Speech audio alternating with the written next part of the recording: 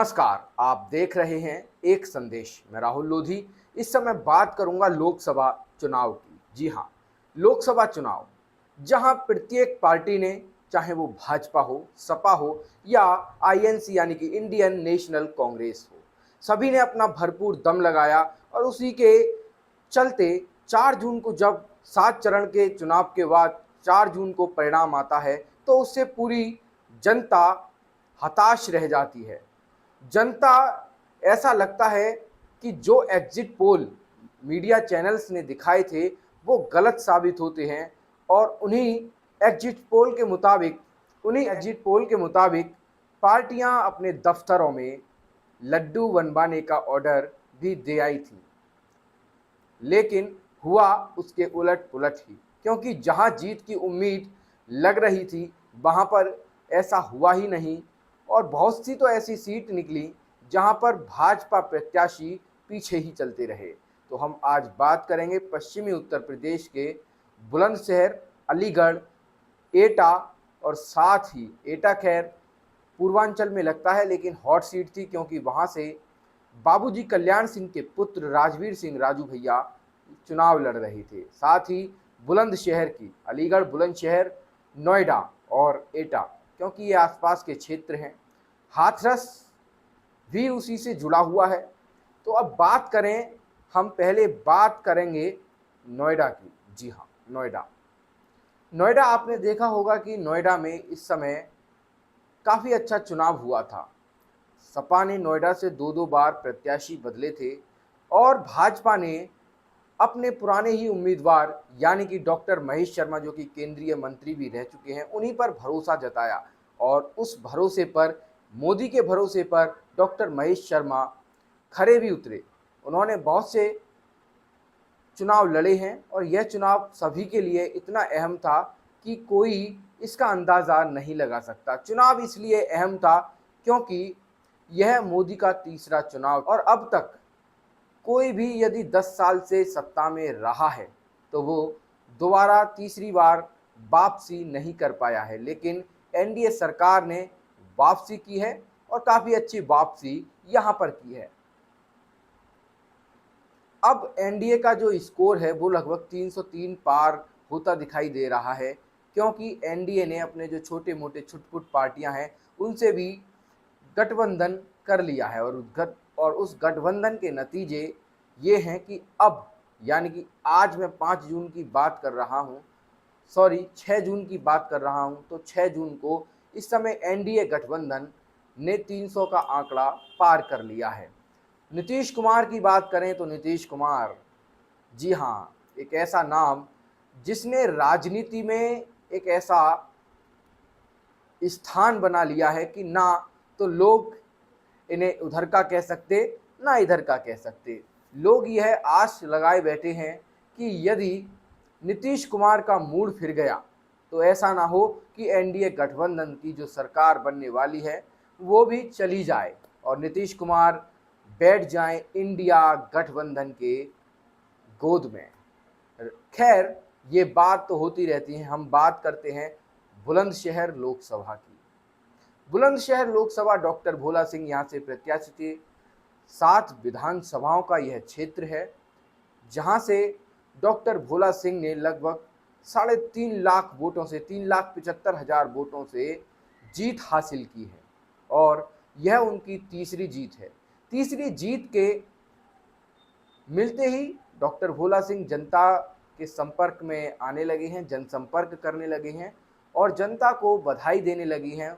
और उनका जो अहम रोल रहा है उनके कार्यकर्ताओं का, उनको भी वह बधाई देने लगे हैं, साथ ही उनका आभार प्रकट कर रहे हैं अपने अपने माध्यम से। लेकिन उनके चुनावी जीवन का सफ़र शुरू करवाने वाले उनके चुनावी जीवन का सफ़र शुरू करवाने वाले पूर्व मुख्यमंत्री कल्याण सिंह, जी हाँ, जब टिकट की बात आती है और बुलंदशहर क्षेत्र की बात आती है तो कल्याण सिंह का नाम ना आए तो ये अधूरी रह जाती है, क्योंकि कल्याण सिंह वो चेहरे थे जिस चेहरे पर मोदी जी आज भी नाम लेते हैं। बुलंदशहर की रैली हो, चाहे एटा की रैली हो, चाहे अलीगढ़ की रैली हो, इन सभी जगह बिना कल्याण सिंह के नाम से कोई भी बड़ा नेता, चाहे मोदी हो, अमित शाह, नहीं रह पाते और जिक्र कर ही देते हैं उनके सुशासन का, उनके अच्छे शासन का। जी हाँ, चुनाव जीतने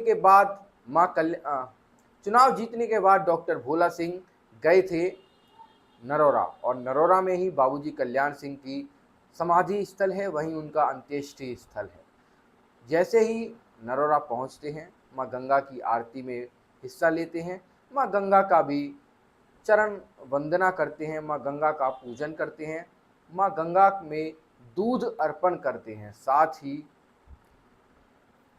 माँ गंगा के समीप ही बना अंत्येष्टि स्थल कल्याण सिंह का, वहाँ जाते हैं, उनको नमन करते हैं, झुककर नमन करते हैं और अपने गुरु का जो सम्मान करना चाहिए वो करते हैं, उन पर भी दूध चढ़ाते हैं। और साथ ही पूर्ण तरह से ऐसा लगता है जैसे कि एक गुरु के सामने शिष्य झुका हुआ हो। हालांकि एटा की बात करें तो एटा अपने आप में ही खासम खास सीट थी, क्योंकि यहाँ से ही कल्याण सिंह के पुत्र राजवीर सिंह राजू भैया चुनाव लड़ रहे थे, और उस चुनाव के मद्देनज़र देखा जाए तो उन्होंने अपने जीत के दावे में कहा था कि इस बार 5 लाख पार, यानी कि राजू भैया 5 लाख पार का नारा लगा रहे थे, लेकिन हुआ इसके उलट पुलट ही, हुआ इसके कुछ उल्टे सीधा ही, क्योंकि जैसी उम्मीद उन्होंने की थी उसके परिणाम स्वरूप उनका रिजल्ट नहीं आया। जो उम्मीद थी कि 5 लाख पार जाएंगे वो भी नहीं आया, और साथ ही राजू भैया पूर्व मुख्यमंत्री कल्याण सिंह के बेटे चुनाव एटा से हार गए, और उनके विरोध में खड़े उनके विपक्षी नेता सपा से प्रत्याशी देवेश शाक्य यह चुनाव जीत गए। जब उनसे पूछा गया कि क्या कारण रहा चुनाव हारने का, तो उन्होंने बताया कि इस पर समीक्षा करेंगे, और साथ ही इस बात पर भी चर्चा होगी कि कैसे जनता उनसे दूर होती गई। कहना चाहता हूं कि जो जनादेश मिला है हमको स्वीकार है, और एटा के लिए विकास की बहुत बड़ी अभी गैप है। मैं समझता हूं कि शायद देवेश जी उसको पूरा करेंगे। क्या कारण रहा होगा सांसद जी, क्या कारण रहा जो वोट इतने कम मिले? अब कारण की समीक्षा करेंगे, क्या कारण रहे। उम्मीद जताई जा रही थी कि 5 लाख वोट से आप जीतेंगे, ऐसा कार्यकर्ताओं को मन था, क्या कारण रहा होगा, क्या लगता है? अब समीक्षा करेंगे तब बताएंगे आपको। हम आपको बताते हैं कि क्या था एटा का चुनावी समीकरण। एटा में मुस्लिम बाहुल्य क्षेत्र भी है, खासकर यादव बाहुल्य क्षेत्र है, और साथ ही वहाँ पर शाक्य भी निवास करते हैं। शाक्य भी अच्छी खासी जनसंख्या में वहाँ पर हैं। और अब बात की जाए कि वोटों की, खैर अभी मैंने एक चीज़ और बताना भूल गया, वो था लोधी वोट, जहाँ जिस जाति से कल्याण सिंह के पुत्र राजू भैया आते हैं। खैर उत्तर प्रदेश में जाति बहुत बड़ी मान्यता रखती है, जातीय चुनाव होता है, लोग अपनी अपनी जाति के नेता को पसंद करते हैं, तो वहीं एटा में भी वही हुआ, क्योंकि समाजवादी पार्टी अपना एमवाई कनेक्शन भूलती नहीं है, और साथ में उसने इस बार एक अजीब ही खेल खेल दिया। उन्होंने कुंवर देवेंद्र सिंह का टिकट काटा। टिकट काटने के बाद जो पूर्व में प्रत्याशी थे देवेश शाक्य को टिकट दिया। अब उन्होंने M/S चुनाव लड़ा, क्योंकि M/S में क्या था, मुस्लिम यादव और थे शाक्य। जी हाँ, इन सभी की जनसंख्या काफ़ी अच्छी खासी है एटा में, और एटा में लोधी भी हैं, लोधी भी अच्छे खासी जनसंख्या में है, लेकिन एक कास्ट उस समय कुछ नहीं कर पाती जब 3 पर भारी हो, क्योंकि शाक्य प्रत्याशी था तो शाक्य ने शाक्य को वोट दिया। साथ ही समाजवादी पार्टी से M/Y फैक्टर तो आप जानते ही हैं, जुड़ा ही हुआ है शुरू से ही। नमस्कार, एटा लोकसभा के सभी मेरे मतदाता भाइयों, सभी हमारे पार्टी के पदाधिकारियों, जो भी परिणाम एटा लोकसभा के आए हैं, जनता का जनादेश का मैं स्वागत करता हूं। मैं हमेशा लगातार 5 साल तक आपके साथ हूं, परेशान और हताश होने की आवश्यकता नहीं है। हम सब मिलकर अच्छा करेंगे, बहुत बहुत करेंगे। अब बात करते हैं अलीगढ़ की। अलीगढ़ लोकसभा क्षेत्र, जहां से सपा से प्रत्याशी थे विजेंद्र सिंह, जो कि शुरू से आगे चल रहे थे, लेकिन जब अंतिम रुझान आए, अंतिम परिणाम की ओर अलीगढ़ की लोकसभा चली, तो वहां से लगभग 26 से 30 हज़ार वोटों के बीच में सतीश कुमार गौतम जीत गए।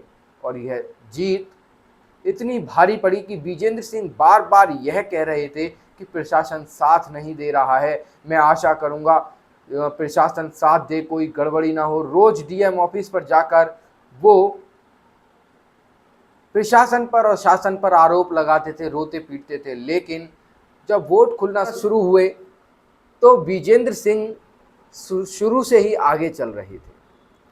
जब विजेंद्र सिंह शुरू से आगे चल रहे थे तो किसी ने ईवीएम पर भी सवाल नहीं उठाया, किसी ने कुछ नहीं किया। लेकिन विजेंद्र सिंह जैसे जैसे आगे चल रहे थे वैसे वैसे ही भाजपाइयों की सांस भी अटकी हुई थी। क्योंकि एक बात तो मानना पड़ेगा गुरु, क्योंकि साइकिल ने अलीगढ़ से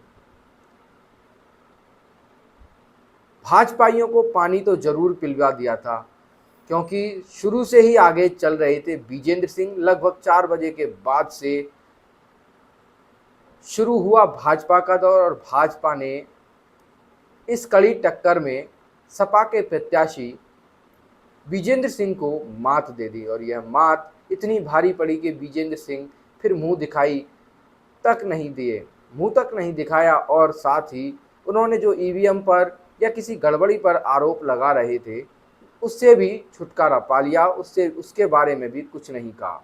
ये सब तो उल्टी सीधी बातें हैं जो अक्सर चुनाव जीतने या हारने के बाद होती रहती हैं। लेकिन वहीं लोकतंत्र में एक बहुत ही खूबसूरत तस्वीर यह नज़र आई कि एटा से सांसद राजू भैया ने जीत की बधाई जब देवेश शाक्य को दी तो उन्होंने राजू भैया के पैर छुए, क्योंकि राजू भैया एज में भी काफ़ी बड़े हैं और एक बड़े दिग्गज नेता हैं उत्तर प्रदेश के भाजपा के। तो वहीं मुजफ्फरनगर से भी एक अच्छी तस्वीर देखने मिली जो लोकतंत्र की खूबसूरती को दिखाती है। वो है सपा प्रत्याशी और भाजपा प्रत्याशी के आपस में बैठकर खाना खाने की। जी हाँ, इतनी अच्छी तस्वीर से लगता है कि लोकतंत्र मजबूत है। और ये जो तानाशाही के आरोप लग रहे थे इस पर भी शायद अंकुश लग जाए, क्योंकि देश के ही फेमस यूट्यूबर, नाम नहीं लूँगा वरना पंगा हो सकता है, उन्होंने देश में तानाशाही के आरोप लगाए, देश तानाशाही की ओर चला जाएगा, लोकतंत्र मजबूत नहीं है, लोकतंत्र पर उंगली उठाई थी। लेकिन जब ये सभी परिणाम आए, जब इंडिया गठबंधन ने भी अच्छी सीटें हासिल की, तो इस पर अब कोई भी सवाल नहीं उठा रहा कि ईवीएम खराब थी। ईवीएम का रोना भी अब बंद हो चुका है, क्योंकि ये चुनाव सभी के मुताबिक काफ़ी अच्छा आया है। बीजेपी भी खुश है और साथ ही खुश है इंडिया गठबंधन भी। और साथ में अखिलेश